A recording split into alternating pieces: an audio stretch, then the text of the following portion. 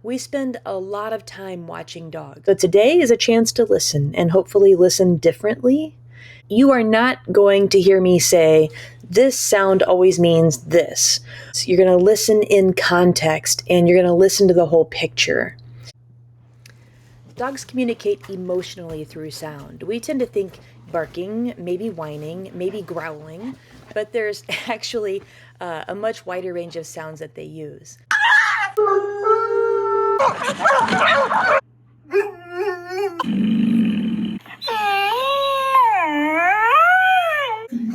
This is my dog Quinn, and she's made in the background.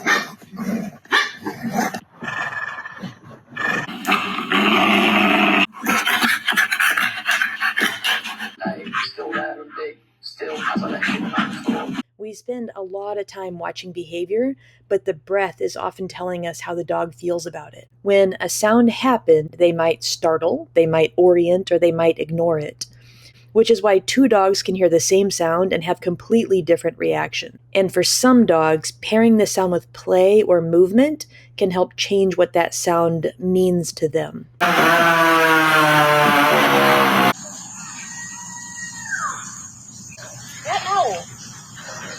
Have you ever heard something like that? Toys don't just create movement, they create sound, and that sound is what becomes part of the experience for the dog.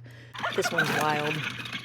Just like these photos, we tend to think of this as cute, but it's actually a really interesting listening behavior. Something else that's powerful is your laughter. Only laugh if you want to keep that behavior. Get it! When I say get it, notice how she pops back. Okay, that was funny.